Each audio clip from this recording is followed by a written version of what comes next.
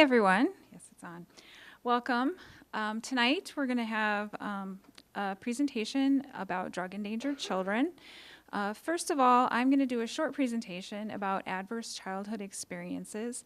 Janesville Mobilizing for Change has received a grant for the next 3 years, and part of that grant is looking at adverse childhood experiences in our community and working to improve the systems around our children that are experiencing adverse childhood experiences, and the Drug Endangered Children's Program is one piece of that. So I'm going to start off by explaining a little bit about what adverse childhood experiences are.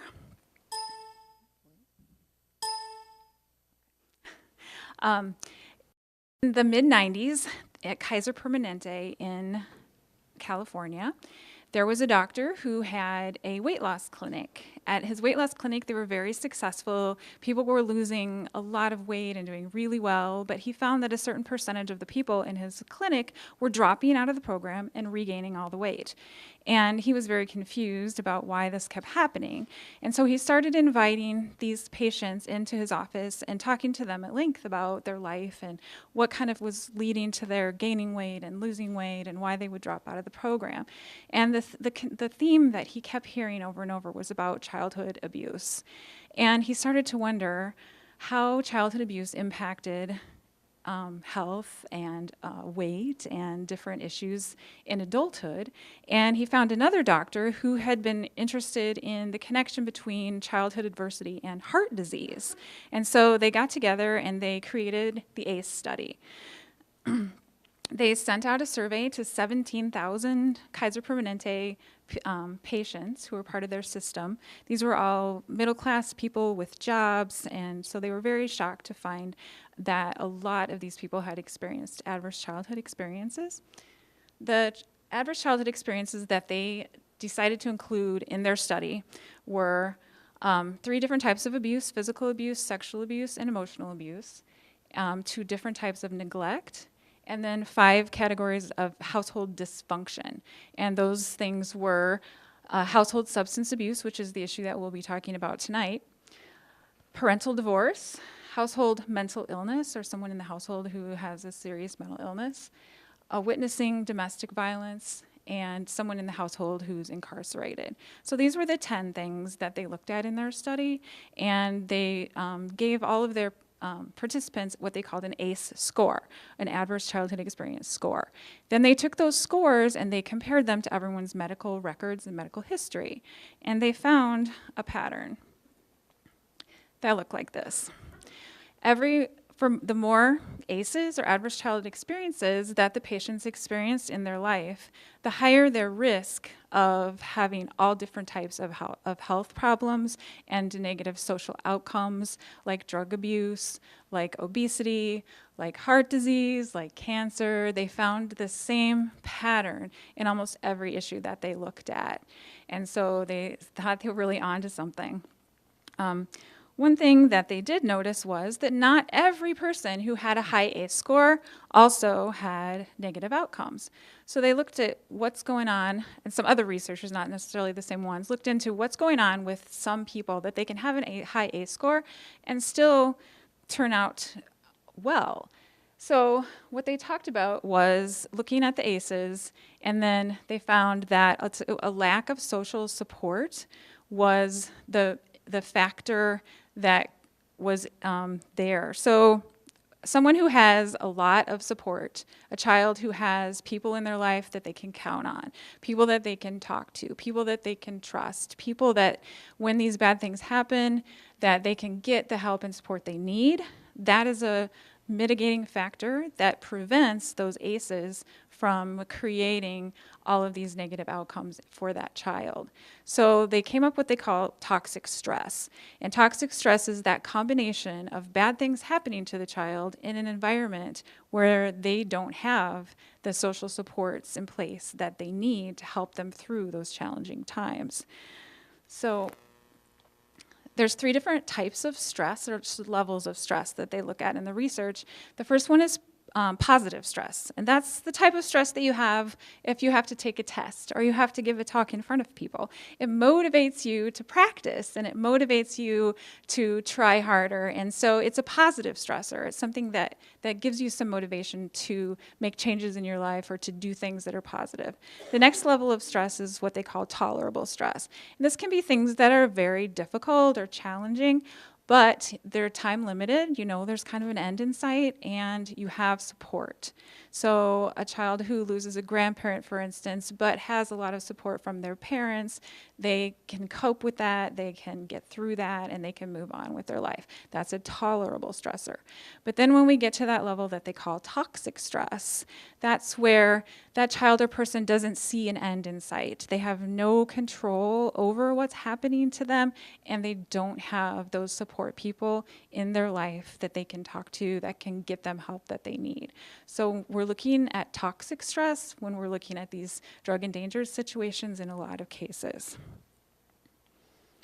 So toxic stress, or being in that type of environment, impacts the development of the child's brain. Their flight, fight, and freeze system is activated. Those stress hormones that go on in your body when you see a bear in the woods, your flight, fight, or freeze response kicks in, and hormones are released that go through your body, and they create that the rapid heartbeat and that hypervigilance that you're looking around and you're worried about what's going to happen, and that's a protective factor for a human who's in the woods being chased by a bear. But when you're a child and that bear is the person who comes home every night or who's at your house every day, then that stress response is activated almost 24/7. And so those stress hormones are going through their bodies all the time, which causes changes in their bodies and in their brains.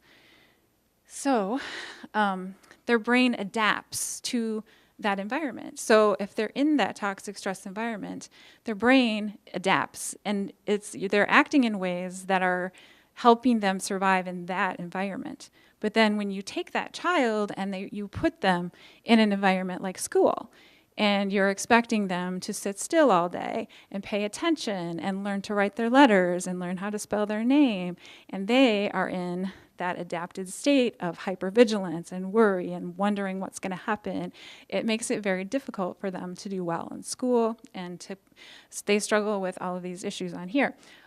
Attention, learning, coping with difficult things that happen, managing their emotions, and having good relationships with other people because they just have a difficult time regulating their emotions. Toxic stress also impacts health, and they found that over and over through the ACE study is that people who have had this toxic environment and these adverse childhood experiences have more health issues than other people. And one of the things that they've discovered is that toxic stress causes inflammation in the body, and that inflammation then can lead to all sorts of other health issues. So also the adverse childhood experiences lead to increased risky behaviors, which includes things like drinking and smoking and things that also will have those long-term impacts on their health.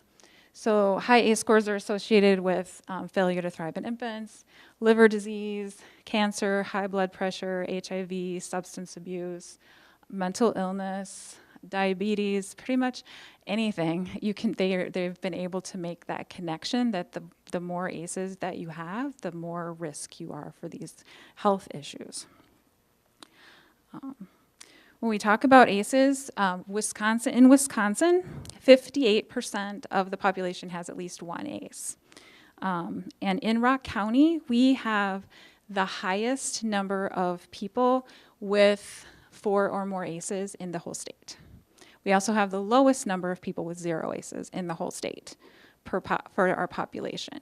So when we are talking about working on systems and working on helping these kids that are struggling, if you grew up in Rock County, there's a very high chance that you have experienced a lot of adverse childhood experiences, more than most people in the state. So this is a really relevant issue for Rock County. ACEs tend to be an intergenerational cycle.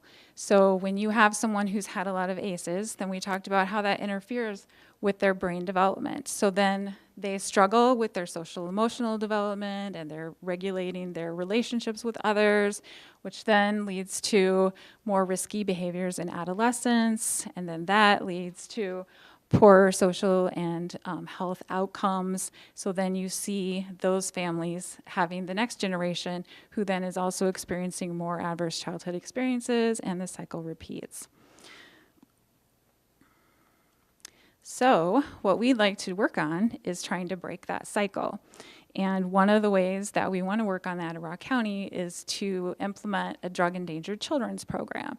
And part of that program is going to be getting help to these children sooner in the process and getting them the support that they need, so that that stress that they're experiencing in their household and their family, we can take that back from toxic stress to tolerable stress, so that we can help these kids cope and get through that difficult situation and have better outcomes for them and future generations. So at this point, I would like to introduce Justin Stubendick, and he's from the Janesville Police Department, and he's going to share about drug endangered children in Rock County and Janesville.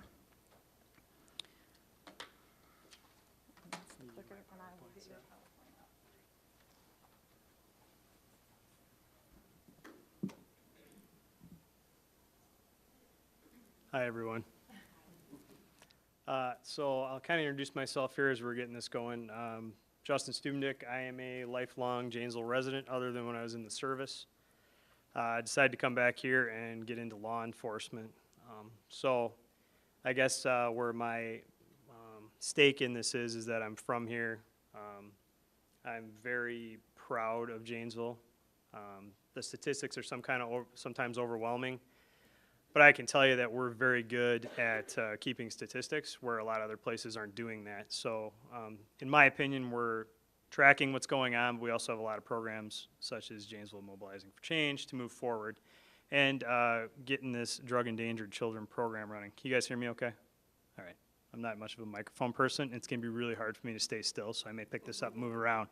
And I'm also very casual, so if you have questions as we go, raise your hand, blurt them out, whatever. I want this to be more of a conversation than just you guys looking at my slides and listening to me talk. So, drug endangered children. I work in our street crimes unit, so we're primarily tasked with doing narcotics investigations. As part of that assignment, I went to school focused on those kind of investigations, and learned about the Drug Endangered Children program. Special Agent Cindy Giese, she's in charge of the Wausau office for Department of Criminal Investigation, or DCI. I knew she was the Wisconsin DEC president, but I learned this year when I attended the national conference that she's also the national president. So that's a really good thing for us to have in our state. But as I learned about this program, I found out that Rock County was one of just a handful of counties in Wisconsin that didn't have a program. And I thought, well, geez, that's what I do for a living, and I know we got a lot of drugs and a lot of kids. I just didn't really put two and two together. You know, we all know it's a bad thing, but now we're kind of putting a name to it. So the National Alliance for Drug Endangered Children, they define a child, I'll paraphrase and you can read the slide, any child living in an environment where drugs are used, manufactured, or sold, or where the parent is using a substance that interferes with their ability to effectively care for that child. So it's pretty straightforward, and when you look at it just from those criteria, I'm assuming you guys are here, you can probably think of one or two kids that you might have known that grew up in an environment like this, but we didn't really know what to call it, you know. So that's where we're going, and that's what the goal is to not label these kids. It's very important that we're going to say we're not going to label these kids as a drug endangered child. We're going to identify them and get them on a path to break that cycle. And I found as I started doing these drug investigations that a lot of times with all the different pieces of the wheel, they're not always talking to each other because everyone has a different objective. So law enforcement, primary function is to identify criminal offenses, and usually our way to fix those is to arrest people. And just recently, in the last couple of years, so we've been at it for a little bit, we've decided to look at people who are suffering from drug addiction in a different light. And Officer Foster began the DROP program, and Officer Woodman, who just walked in behind you, he's continued it. I'm sure a lot of you know him. He's doing really good things out there. So started to look at the other agencies involved, though, on this. And I was thinking between all of us, we should be able to educate our community partners, people in the community, because let's face it, I'm only got one set of eyes. I need other eyes to help me do my job. The earlier we can detect a child living in a drug environment, the more success or the greater chances of success we have to prevent them from becoming part of the cycle. And then, as I said there, break the cycle. That's kind of our mantra in our street crimes unit. So these are some of the partners right now that are on board. We've been working on this for about a year. I'm kind of a simple-minded person, so I thought, hey, we're just going to talk about this and we're going to get things going. But I found out there's a lot of processes and agreements and things like that to be made so we can all work towards the same thing the same way. So all the people you see listed there are on board with this. The other local partners, that's, like I said, community members. They're going to be the most important in this, I think, because, again, those are the people that know these kids or know their parents who are battling addiction. And, you know, I know a lot of them. They're all good people. But, you know, sometimes we need to reach out a hand because people don't want it. This portion here, it's kind of how we would respond to one of these. Law enforcement will become involved in CPS as well. One thing we didn't do on every occasion before that we're going to start doing is a medical evaluation of children just to see if they're suffering, you know, the effects of, like, physical effects, which I'll talk about here in a few minutes. I'm also doing forensic interviewings, and then, as Sherry said, you know, when a kid goes to school and they're not paying attention, it may not be just because they don't want to pay attention. You know, we don't always know what's going on. A lot of times, I think back to growing up in Janesville, and now, in my position I look back at some of those kids that were just like me, but I was naive enough as a kid and fortunate enough to grow up in a good home and, you know, have opportunity to look back and think, you know, those kids that were just a little bit different than me, I didn't realize what it was, and now I kind of see what it is because unfortunately, sometimes I'm seeing their children, you know, in the same boat they were. So, but with that, the Handle with Care program is basically just a way to let our school officers and counselors at the school know that there might have been a police incident at the child's house and that we need to handle them with care today. So it's not disclosing any information or privacy issues, just letting them know that there might be something going on. So this is kind of the meat and potatoes of this presentation. All these pictures you're going to see, these are actual pictures from cases we've recently completed or within the last year. I'll just put it that way. So again, it's kind of like, even when I look at these pictures, even though I was there and I handled this stuff and things like that, it's still kind of amazing to me that this is something that's happening in our community.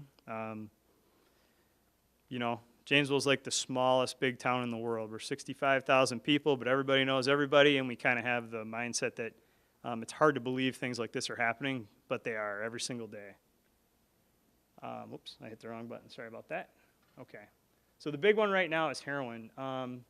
And more recently, fentanyl and the derivatives. So you can see the graphic there. On the left is the traditional heroin. That's kind of a lethal dose, depending on what the person's habit is. But as you go from left to right there, fentanyl, which I can tell you has been detected in every single fatal overdose we've had this year. Those are micrograms, so those are like grains of salt. And then you see carfentanil, which is a synthetic analog on the right. That's enough to basically kill a person my size. So it's extremely dangerous, and it's been in the media a lot, but it is here in Rock County. Like I said, every one of our 12 fatal overdoses, that derivative has been detected in the toxicology. So this is going back a little while. That's what a traditional heroin would look like. That's becoming more and more rare. It's kind of got that appearance as you see there. It's usually like for a while it was like a purple color, and then it kind of went gray, and and then brown. But that there, I guess you can see that marker in the background there. That's probably about 1.5 grams. So that's enough for many uses for a typical user, but that's what that would look like. This powdery stuff here, it looks very different, and this is kind of what we're seeing when people are starting to add fentanyl to the mix. It's real powdery, doesn't have any kind of chunkiness to it, which has been a change we've seen recently. So paraphernalia there, that's from a house here in town. And that's the dresser on the left there, and then the bed right next to it. And I'll tell you, every single room in that house looked just like that. So I think we pulled, close to 2,000 needles out of this house, all used. So, and there, fortunately in this incident there was no children living there. However, there were children there on occasion. So, but there were many people coming and going. But we kind of dubbed this the sea of needles. So we knew it was going to be like that, but it's still one that, as I look at it now, I still just shake my head. I can't believe that, you drove by that house and you thought, oh, that house might be a little run down, but then you went inside and it was just terrible. So I'm sure you guys can all see why that may be a hazardous environment for a child to live in. So along with, you can see there's some prescriptions on the left there. That green thing there, that's a bong, if you guys don't know. So there's multiple drugs being used in that house. So moving on from heroin, crack cocaine, that's been a thing that's been around forever. It's been steady. It's still readily available. We see it all the time. The one thing that's changed a little bit now is that people have been, I want to say dealers, I guess, have been kind of diversifying, and they'll sell both heroin and crack, because the users, if they can't afford their heroin, they've seen that using crack sometimes helps deal with the withdrawal symptoms. Or they mix it together and they kind of call it a speedball. So if you hear somebody talking about that, those are pretty dangerous to users. And like it says there on the bottom right, we have several documented cases where we have juveniles using crack cocaine. So it's not exclusive to adults in our community. Those are just some pictures of some crack we've seen. It's kind of got that chunky appearance. Obviously cocaine is more powder. Crack has the solid base to it. As far as like ecstasy and pills, they're around. They just don't seem to have a lot of popularity around here. We'll occasionally see them. However, the prescription opiates and the benzodiazepams are the big thing. So people just, a lot of times it comes out of people that can't get to their drug of choice, such as heroin. They'll sort of get their hands on whatever they can, and they'll use it. So, and the benzos are prescribed for a number of different things. They're widely available. That's kind of the pill party thing you hear about, where kids take whatever, kids, I say kids, but kids and adults, they take whatever they can find in the medicine cabinet, throw them in a bowl, and it's kind of grab a handful and take them. So, but I would say probably, I won't put a percentage on it, but a good majority of our the addicts that we talk with started with some kind of a pill addiction, and then that went away, and that's where it turned to heroin. So that was a MDMA pill that we seized. We did just have a recent case too where they were manufacturing it. So I'll talk a little bit about that later. So when we get THC or marijuana, it's widely available and widely used. There's everything from the traditional they call your ditch weed, which is low potency, to the hydroponic or pharmaceutical grade that is legally manufactured and grown in those legalized states.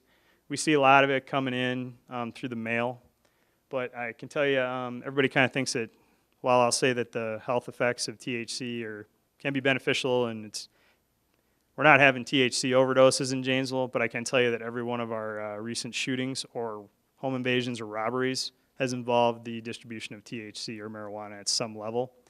And that's because a pound of hydroponic pharmaceutical grade marijuana can go for about $3,500. So when you have people making trips to Colorado and bringing back 5 pounds, you're talking a huge amount of money, you know. And that's where this comes from. It comes from the sale of marijuana. So also, interestingly, recently they've found marijuana that's laced with fentanyl in the United States. It's like the southeast right now, kind of coming up into Ohio. So there again, they do have people overdosing on marijuana, but they're finding that people are lacing it with whatever just to get that, improve their product, basically, make it more of a high for the users. So these are a couple pictures from a recent operation we did. Your traditional marijuana is on the right in that sandwich bag, in the picture on the left, I should say. And that little pen, does anybody know what that is? Okay, good. Just kidding. All right. So I'm going to pull this off real quick so I can walk over here. Maybe. All right. So this here is it's a dabs pen. This is preloaded. Dabs is the oil from the THC plant. Comes preloaded like that for someone to use. They use like a vape pen to smoke it. But conveniently enough for us here, this right here is 72.13% THC, which is an extremely high concentration. So the typical ditchweed, so to speak, used to be around 7 or 8%. So you're talking 10 times the potency. And that's kind of the trend trend now with the vape pens. I'm sure you see they can use dabs through those. So, and it's pretty much odorless, and it conceals the use from people that don't want knowing they're using. So with a label like that, is that coming from Colorado or somewhere where it's legal? Probably. That is from a street dealer here. So, like I said, conveniently enough, he gave us a really good piece of evidence, letting us know that he knew what was in there. So, but yeah, those can, that along with the edibles you'll see, people know what edibles are. Again, if you guys don't know, let me know, because this is all I do. So I talk about it like I know, and everybody I talk to pretty much knows. So edibles, or they put THC into like lemonade, candy, brownies, or the hash brownies, or like the traditional looking thing. Actually, if you visit Colorado, we had an officer visit out there, and they have, because of the legalized marijuana, they have propaganda that says, like, you know, get high responsibly, don't like ruin your high, don't get sick, because they have people constantly over consuming, so it's ruining their vacation, so to speak. So it's interesting. If you Google that, you'll find the pictures. So meth. We've had a couple meth cases. Like you see there, fortunately, we don't have many, and it's our belief that that's because of the wide availability of heroin, because we're so close to Chicago. I can tell you our street price is maybe $5 more a use than Chicago. So that's where most of our heroin's coming from. In this area, up towards Green Bay, it's coming from Milwaukee. So for that reason, we don't really see meth. However, Walworth County, I think they had 13 meth labs last year. So they're seeing more of that. And the meth labs they're seeing aren't the Breaking Bad type thing you would see. It's more stuff like this. That there is, believe it or not, it's a meth lab. So it's inside of a grill on the picture on the right. So they're taking all the components to manufacture methamphetamine, and then they're using that as a still, like people would do to make alcohol, but basically it's the same process for these purposes. And then they get their meth out of there. So that came from a search warrant we did where we weren't necessarily looking for that, but we opened up the grill, and a guy on our team has been out to Quantico to the FBI's clan lab, and he said, hey, look at this. This is a meth lab. So that was an unexpected one. But it is around. It's just not very popular at this point. So anybody have any questions on drug stuff? No? Okay. If you think of one, just shout it out, like I say. So drug endangered children. Stuff like this going on in their house. Kids always know more than you think. So these physical symptoms here, there's most of the time the kids I've run into, they don't outright tell me that there's drugs in the house, you know. There's other things going on. So I'll notice things like the one where I say they're always sick. You know, if you run into a kid, I think especially like teachers or babysitters, daycare, kid's always sick, always sick, always sick.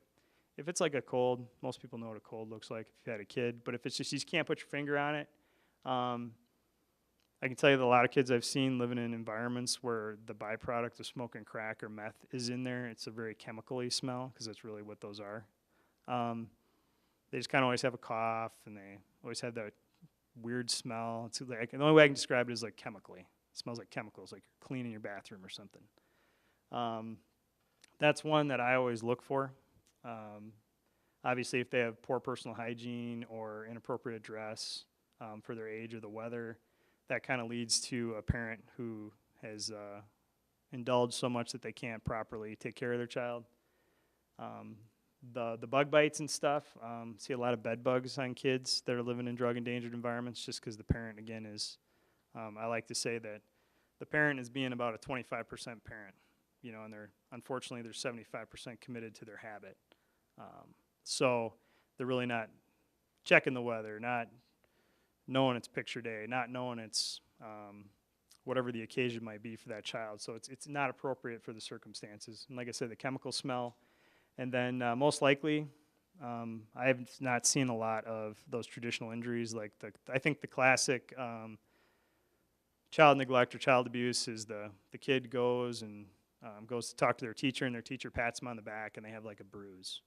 You know, and that's traditionally what gets reported to us, and traditionally what I think people think of when they think of a kid who's being neglected or abused, that physical abuse, you know, because it's very easy to identify. The child also won't look at you in the eye. Yep, that could be too, yep. That's a good transition because behavioral symptoms, they're going to be odd. Yep. Yes, sir. What's your age group that you're finding here in town for the colds and being sick? It's usually like Sherry was saying, kids that don't have that agency to take care of themselves. So pretty young, you know, like 10 and under, they don't really know better to think that, hey, it's pretty cold, I should probably get a sweatshirt. I mean, how many kids have you seen walking this week to school wearing shorts? I mean, they got parents that are telling them wear pants.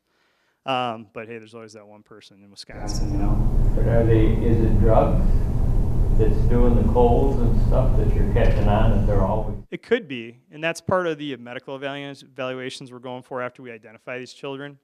It's a lot easier to take them for like just a physical, and you know, if they have this asthmatic type symptoms that they don't have asthma though, then that's where we start to figure out why is that the case. I mean, it could be they just have a cold or they're allergic to their cat or a food allergy, but if they say, nope, I don't have any pets, you know, you can just discount the other things. Then you start asking like, well, you start delving a little deeper into what are mom and dad doing, that kind of thing.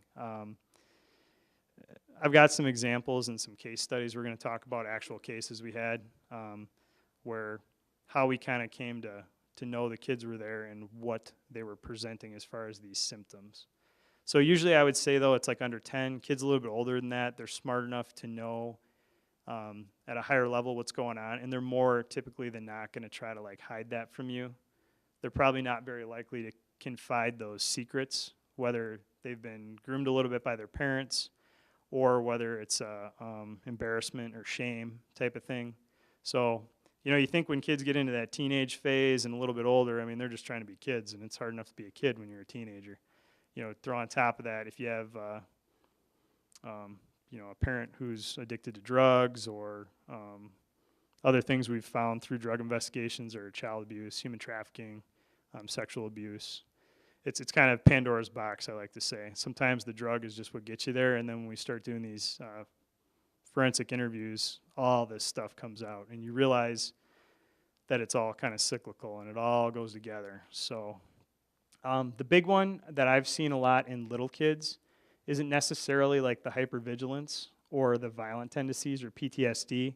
Unfortunately, a lot of these kids, based on the trauma that they've suffered, they go to a let me preface this by saying I'm not saying anything bad about anybody, but they go to a mental health professional and they get prescribed some kind of medication, you know, because they don't know the whole story. They just see what they're seeing. They're presenting these symptoms, so maybe they have ADHD or whatever that might be, so they get provided some kind of medication, which is really good in certain circumstances, but sometimes it masks that hidden issue. Again, because I don't know a lot of people that walk around advertising that they're addicted to drugs. Some people do come for help, but they don't walk down the street, you know, saying, hey, we're not to that point where people are still kind of ashamed of that habit, and we're getting better because the people know we're trying to fix the problem at the root, but just not a lot of that going on. So these kids that have that in their past or hidden at home, they're not very forthcoming with that information right away. But what I usually see is the attachment to strangers, especially in little kids. Short time ago, we did a search warrant where, you know, it was the whole what you see on TV type of thing. Like, you know, we force entry into the house, break the door.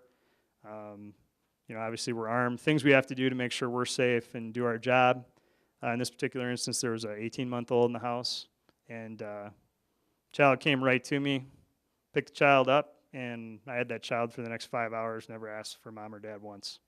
Actually watched Moana sitting in my office on Netflix. So that, you know, it was something that traditionally I wouldn't have thought about as a byproduct of being in that environment where drugs are being used and manufactured and sold.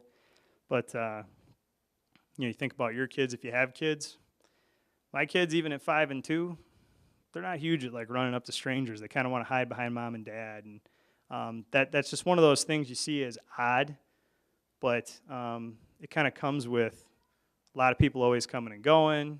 Mom and dad never forming that real tight bond. It's just something I see almost every time now, and before I didn't really equate it to being in that drug environment. So,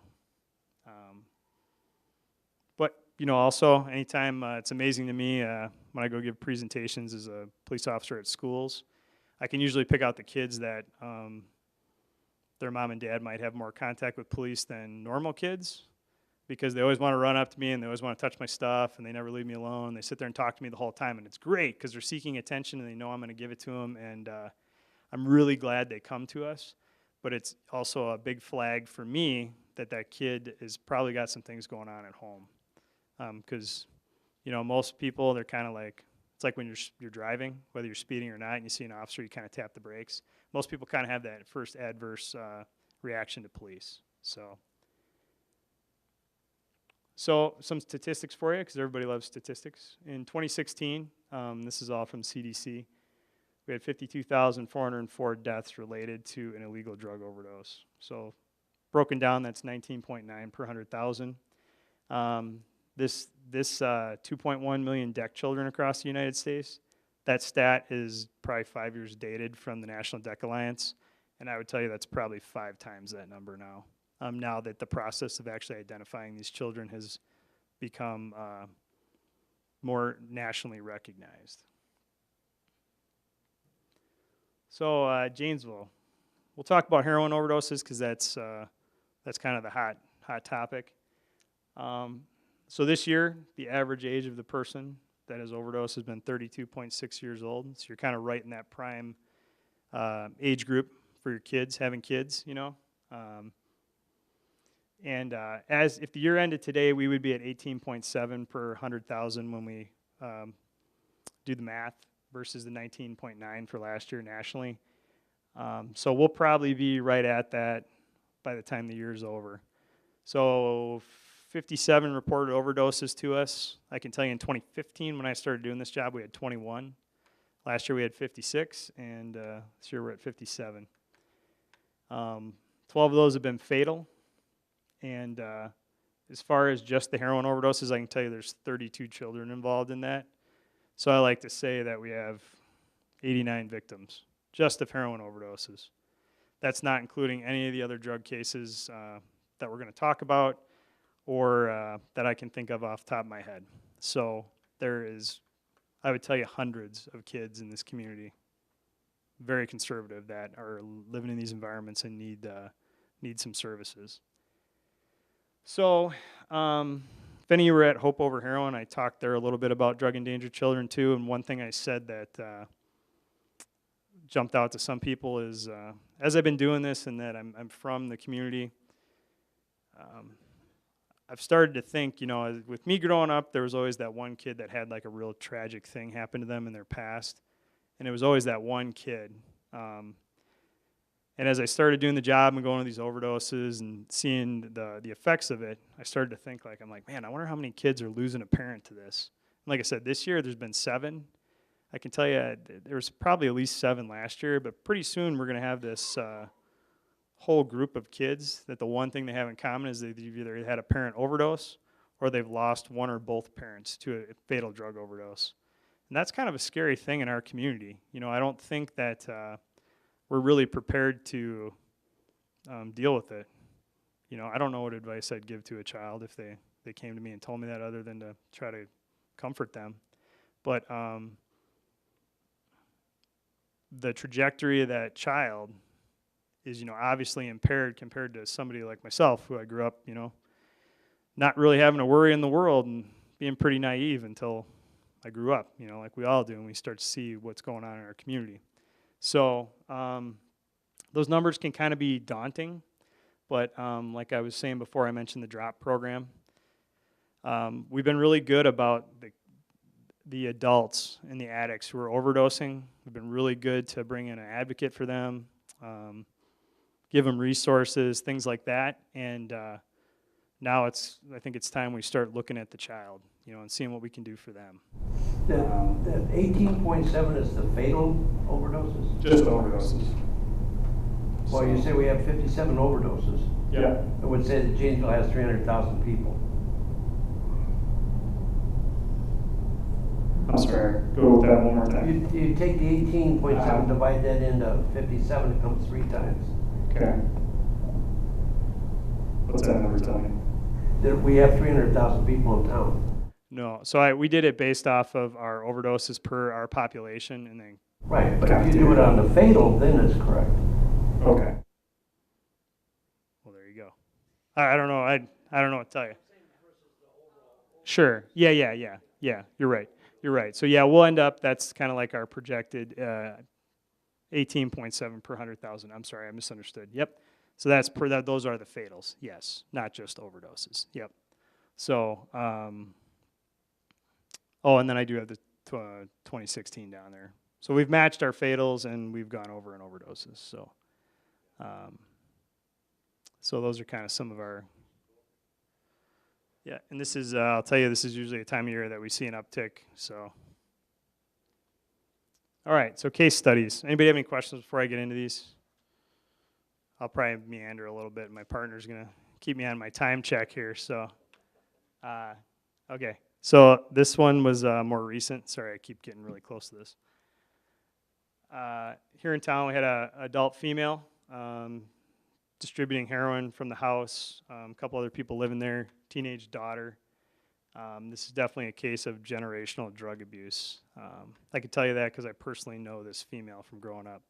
And unfortunately, her parents had some level of drug abuse. So we come to know about this, and we do an operation. Ends up with, I'll preface that by saying that this person was approached, and we said, hey, we want to give you some help. Unfortunately, that didn't happen. During the course of the operation, we were able to get evidence of the teenage daughter using THC with her friends at the house with mom present, that kind of thing. Towards the end of the operation, this is the one where I was telling you there was the manufacturer MDMA. That was done through using some of the daughter's prescriptions as well as some other procured prescriptions, crushing them up and using a pill press bought off Amazon that said it was like a gold press, so they were labeled like gold, 14 karat or whatever. So we execute our search warrant, we start doing our interviews and debriefings, and the other thing we had discovered in this was some human trafficking concerns. The teenage daughter, I guess I'll just give you a snapshot. Mom is my age, she's 34. Teenage daughter is 15. New boyfriend that just came in the picture is 20. So daughter starts talking about, she's kind of in the grooming phase. She starts talking about, he's so much closer to my age, such a nice person, takes me for walks, we go buy ice cream. He's given her paraphernalia to use THC. So we're very concerned about that. Look a little further into it, and the felon in possession of a firearm there is this person talked mom into going over and purchasing a firearm for him. So kind of this case is still ongoing, but as it is now, we're kind of pushing mom towards treatment. CPS got involved, got daughter placed in a better place with a relative, and continuing to get services. The other fella here, he was about 2 months out of prison for felon in possession of a firearm and distributing drugs. He's on his way back there, probably. So we'll see how it all shakes out. But this one was especially kind of hit home for me, because I can tell you it's probably the first time I've had people I know growing up that have been on an overdose or in a drug investigation. But this is the first time I looked at this particular person's daughter, and it was like transporting me back to middle school. I mean, it was like looking in a mirror to her mom. So, but we still have contact with these people, and we're kind of moving forward that way. Any questions on that one?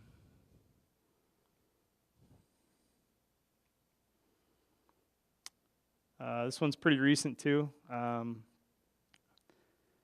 Got a adult male and female. They were living in a motorhome here in town. The adult male, known to us, previous drug cases. He is a good friend of the juvenile's father, who fatally overdosed last year. So he was living with the mother of the friend's child, with the child in the motorhome. And they use meth and crack in the motorhome. So when we got into the motorhome, definitely had the chemical smell. This juvenile female is sleeping on like the couch there. And this one is one that you look at that, just last year she lost her father to a fatal overdose, and now she has mom and father's friend that she's living with, and they're using meth and crack. Continually, every day. They say not while she's there, but she knows what's going on. And she knows her dad died of a heroin overdose, and she knows about heroin. So when you talk to her, she's a juvenile, but she has knowledge of these kind of things that is probably beyond anybody in this room. So it's one of those where you're like, boy, if this isn't a drug endangered child, I don't know what is. So this one, again, we call CPS and offer the adults services, and juvenile's placed with a family member right now, and we're moving forward with that one. Let's see. This is the one I was talking about earlier with the 18-month-old. We had information about a firearm in the house, as well as selling synthetic THC, which I didn't really cover too much in the presentation, but it's just chemicals that are supposed to mimic the hallucinogenic effects of THC. Basically, we just see people use it. They put potpourri on a tarp and they spray chemicals all over it. They package it up and sell it, so you don't know what you're getting. I would say it's probably actually our number 2 for having people have bad effects from the use, like overdosing, and usually this more mimics meth. We have people that are just going crazy. So, but all these things are going on in the house. There were firearms in the house. We did the search warrant. Like I said, we went in, and I was dressed like what you'd think in a movie, a helmet and vest, and looking pretty intimidating to most people. And this 18-month-old just came right to me, and I had that child for, like I said, the next 5 or 6 hours. And an interesting note on this one is at the end of the night, CPS worker was with me the whole time trying to find placement for this child, and there was no placement. So the worker actually took the 18-month-old out to the county building, and they sleep there with the kid until they can find placement. So not something you usually think of when you think of social workers, like well, we're going to go sleep on this couch, you know, until we figure it out. So, but like I said, that whole time, never asked for mom or dad, not once. So, and this one actually too is kind of a generational one. So in 2016, we had a juvenile overdose on morphine, probably cut with something else, maybe morphine and heroin. This particular juvenile is now an adult, but the juvenile's father is deceased from a drug overdose many years ago. It was the juvenile's stepmother who took the juvenile and her friend with to go purchase the drugs and actually provided the drugs to the stepdaughter. She overdosed thanks to the efforts of some officers. She was given Narcan and survived. But the interesting point here is about 2 years ago when I was working patrol, this juvenile contacted a school officer and said that her biological mother and stepfather were cooking pills in the kitchen. And she went into this very detailed process about how they would line the baking pan, put the pills on there, and then that way they could cook the opiates out. And then they would take the tinfoil away. And she knew the whole process. At that time, she knew way more about it than me. So, you know, she's kind of had a rough road since then a little bit, but I would say either myself or Officer Woodman talk to her pretty regularly, and I mean, she's in college and stuff, so she's doing pretty well. It's an interesting one, is she's a juvenile, but she was an older juvenile, so it was kind of, she had that very survival personality. She's very type A personality. Didn't want a lot of help, didn't like to hear the tough things, but she presented a lot of those symptoms where she had the hypervigilance, she had the I'm on my own, very pushing you back a little bit. So the older kids, they seem to present those more than the attachment thing that younger kids do. So what can we do? What can you do as a citizen? Excuse me, these organizations here, like I mentioned, Rock County is in need of foster homes very badly. The last I checked, I think there's single digits in the county as far as foster homes. So when I say literally there was nowhere for that 18-month-old to go, there was nowhere, because no suitable family members, no foster families, and obviously you can't send an 18-month-old to a group home, which isn't always the best either when we're talking about trauma. You know, because you send a kid who needs care and you place them with kids who need discipline, it just doesn't really mix very well. So, but that's kind of what we're facing in Rock County. I mean, we're sending kids to the juvenile detention, the Rock County Youth Services Center for shelter, when that should be the place they go for discipline. You know, so we're kind of mixing two things that we don't want to mix. CASA is court-appointed special advocates. Those are volunteers that help go out and check in on these families in need. It kind of goes along with the foster care, but without fostering. Big Brothers, Big Sisters, there's a program called Bigs in Blue. It's officers trying to help Big Brothers and Big Sisters be a little more aware of the problems that kids are facing, because sometimes all they need is that one person that wants to give them attention, give them encouragement, and push them in an upward trajectory versus them just trying to survive every day. And then Janesville Mobilizing for Change. I mean, it's a great organization. It's one of the things that picks me up and gets me going when I start to get discouraged a little bit. But we're really doing some great things at the police department and in this county and this city for the problem we're facing. So if you see something, you definitely got to say something. Okay, if you're suspicious, I'd rather you be suspicious and report it than to be like, it's probably nothing. Because they're all around us, they're right under our nose. You know, that big pile of needles, that could be in your neighbor's house, and you might never know. I'm not saying it is, but it could be. But everyone through their life experience can kind of tell when something isn't quite right. So, again, if you see something, say something. People you can contact are law enforcement, Child Protective Services, or medical services. All three of those are mandatory reporters, but I would challenge you and urge you to, a lot of people don't want to be Medical services. you could just call a doctor. Any health services or? You can call any doctor and say, like, if you know where a kid's living. I mean, you could report it right to CPS. I guess what I'm giving you is an option for, a lot of people don't like to leave their name, that type of thing.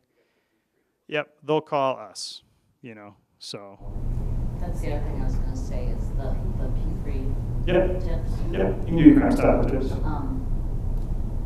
Officer Sullivan, we were talking about that today, about promoting that more, because it's actually for helping people in crisis too. I don't Yeah. think people realize that. Yeah, we get, I can tell you, we get many, many tips through that. So, and it's a great thing, texting it in and things like that. So, yes, sir. Is there any group homes that are, do they have to be registered, or how do you know? You mean like reporting to a group home or just group homes in general? Or they have to be certain places in the city, or can There- anybody just start one, or? There's a process. I think you could probably start one. I'm not an expert on that, but I know there is, I'm not asking to, I'm wondering if this house does have it, if they're registered, because we see quite a few people going in and out of there. And they're young people. yeah, without knowing a specific house or something, we can actually, if you want to talk after this, we can kind of look into it. And I couldn't tell you. I without mean, knowing it's specifics. probably a good thing, but it's just the idea that at one time you'll see some little guy and he's there for a while, and then you see a teenager and at different times, and you just wonder. Yeah, it could be a foster home or a group home. There are several group homes, and there is a process. It's a good thing if it is, but if it is, Yeah, we need more. I can tell you that. So, I mean, the foster families, like I said, we need them desperately. But yeah, medical services, that's just another way for you to report something to someone who's going to report it to us if you wouldn't want to do it on your own. But again, like I said, I urge you, if you see something, say something. We need to take a stand. So the goal, again, is to break the cycle. We're trying to break that generational criminality, generational drug abuse. And as I was saying in the one example, I now have a drug-endangered child that I grew up with, raising a drug-endangered child. So it's definitely something where you see that cycle, and we need to break it. You know, we definitely need to. So, and the big thing with DEC is we say it's never too early and it's never too late to get in there and make a change into the child's life. That's my email and phone number. If you have questions, I got some cards on the back table. Questions? Yes, ma'am. How long, so if you find a drug-endangered child and are taken to foster care, how long do they usually stay out? It takes a long time to. In foster care?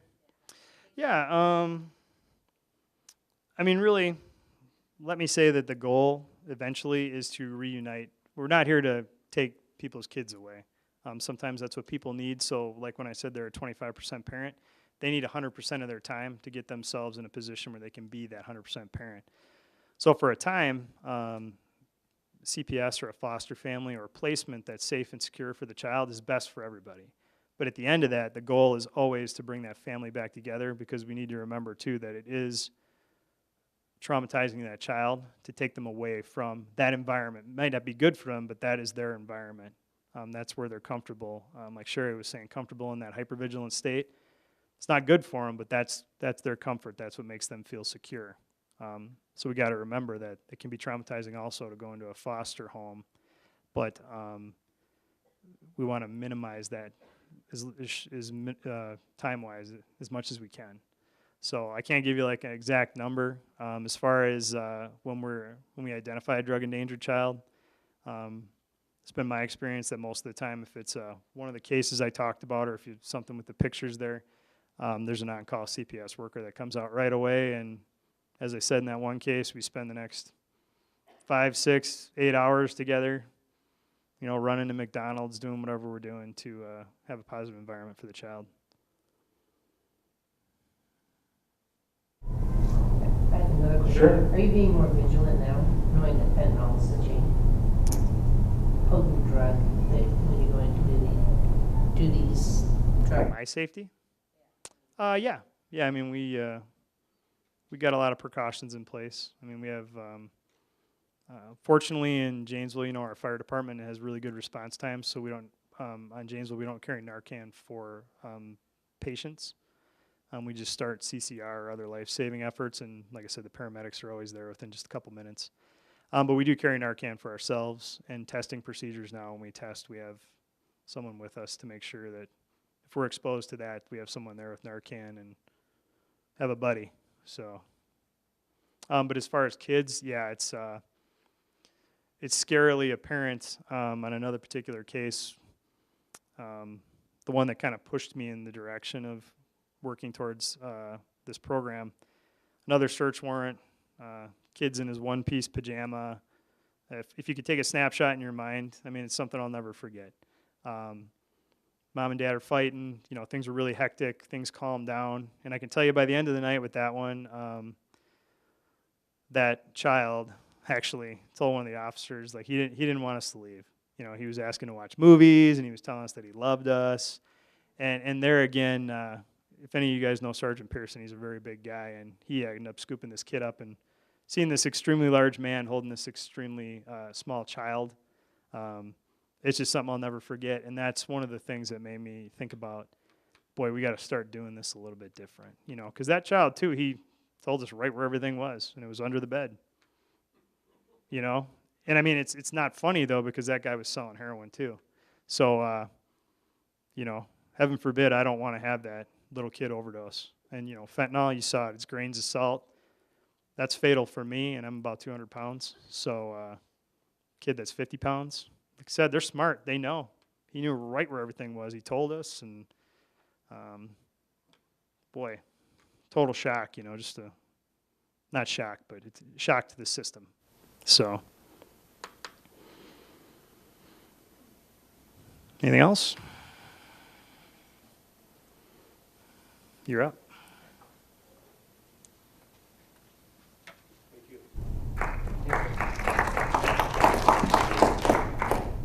So I'm Nicole, and I work with Child Protective Services. I'm here just to kind of give you guys like an overview of what you guys would need to do if you needed to report to our department.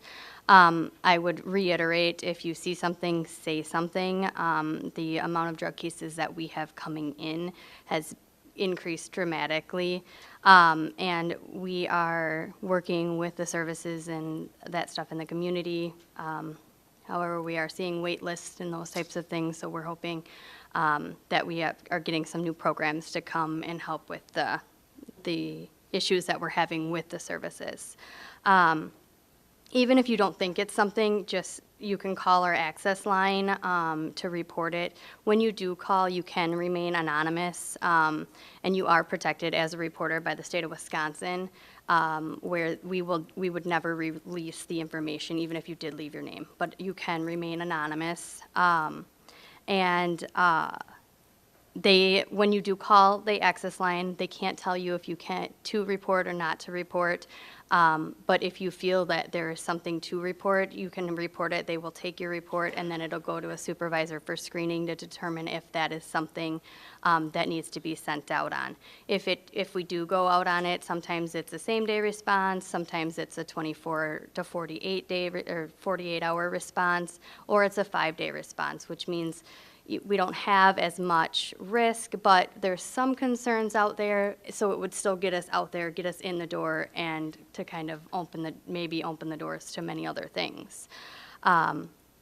The one thing that we would ask, and that's typical with anything, is just try not to interview these kids. We do collaborate a lot with law enforcement, especially with like drug cases or sexual abuse cases, where we're only trying to interview these kiddos one time, because the more they talk about that incident or anything like that, the more it is, it's traumatic to them. So I just kind of wanted to come and speak today just to let you guys know like how you can report and kind of give you some information on that. Do you have any questions? What kind of, when there is a report, something that you would say medium risk, so the 2-day thing, and you knock on the door and the parent says, go away.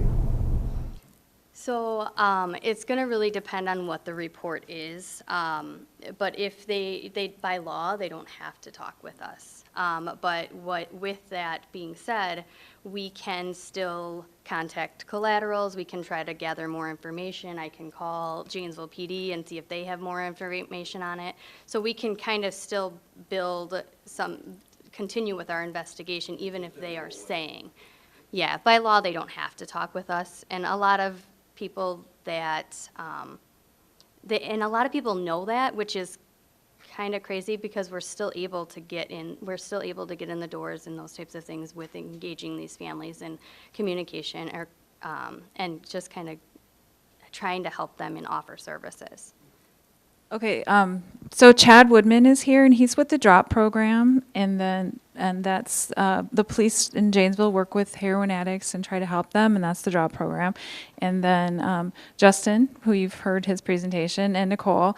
And I just want to have us all, so if anybody has any additional questions for any of us, please go ahead and ask at this time.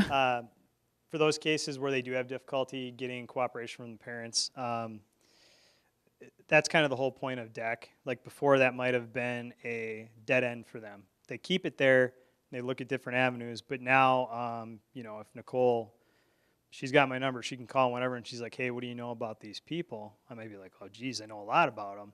And that, believe it or not, that wasn't necessarily happening before, just because, there's thousands of reports that come into CPS, just like there's 70,000 calls that the Janesville Police Department deals with on an annual basis. So,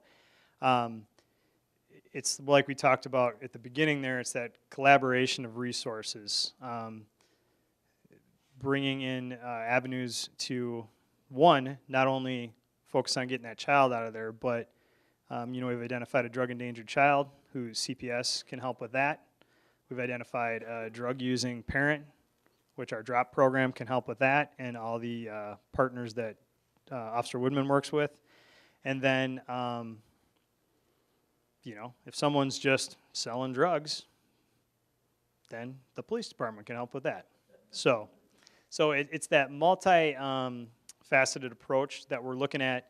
I like to say we're not putting a Band-Aid on a broken leg. We're not going to wrest our way out of a problem. So we need to put everything we can into the solving it at its source. And that sometimes takes a lot of collaboration, which is what we're moving towards. Is this taking more financial resources to do it this way, or is it just more collaborative and better use of time, or is it taking more financial resources from the department? I can tell you that for my job, Chief Moore and our department were dedicated to this problem. If you saw his interview at the beginning of the year, he said 12 people died in Janesville last year from drug overdoses. If we'd have had 12 homicides, that would have been jaws hitting the floor. Officer Woodman's position is funded just by our police department. We've decided to dedicate a resource to it. We don't receive any additional funding. Takes time, but it's just putting in the time, basically, I would say.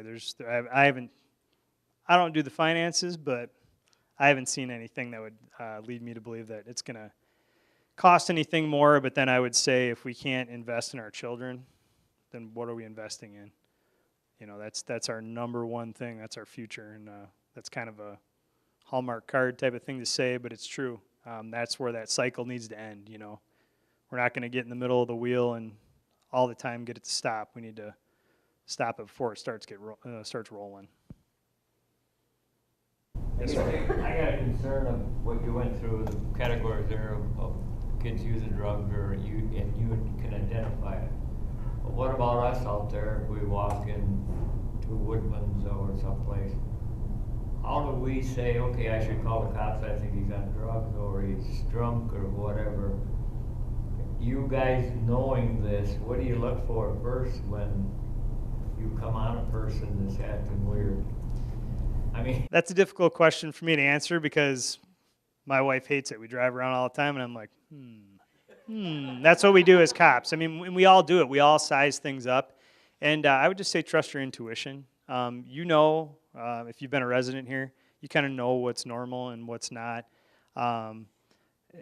worst case scenario, you're right. Best case scenario, you're wrong, and it's just a kid that didn't have his winter coat or has got a real bad cold, or won't let his mom and dad wipe his nose. That's the best case scenario. But if it's the worst case scenario, I would rather have you call, and we'll, whether it's if you're at the grocery store and you see them get into a car and you take that license plate and you have a legitimate concern. The thing that I want people to get around is no one is, again, trying to tattletale or anything like that.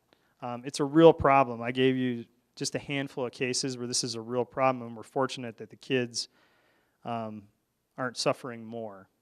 But there's all kinds of statistics that, like I said, the city accounts for. I know we were just, the school district just identified homeless children, and I mean, it's in the hundreds. However they classify homeless, I don't know. But boy, I wouldn't think that, and I see kids, all the time in my job. So it's another thing that not all the time a homeless kid has a parent that's suffering from a drug addiction, but again, it's that the sum of its parts, With drug use, there's maybe domestic violence or child abuse or sexual abuse. And that's where, like I was saying, when we do these forensic interviews, I call it Pandora's box. I mean, all of a sudden, we're not just dealing with a kid who's exposed to drugs. We're dealing with kids that are, one of their parents might be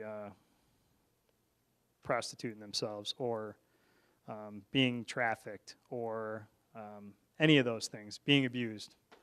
It's just, I could tell you stories all day, but I mean, we can talk. I know, I'm sure no one wants to get up and leave, but I don't want to hold you guys all night. So I could talk all night, so I should probably give this to somebody else. Well, it's scary to think. I mean, for me, myself, I have worked on a road bridge.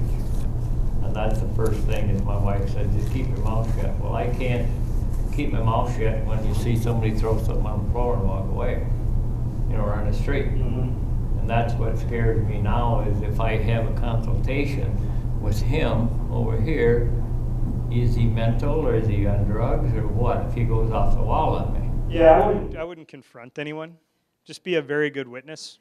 I mean, I'll tell you, if I'm not working, I'm not confronting anybody. I'm going to be a really good witness for Officer Woodman, who's on duty.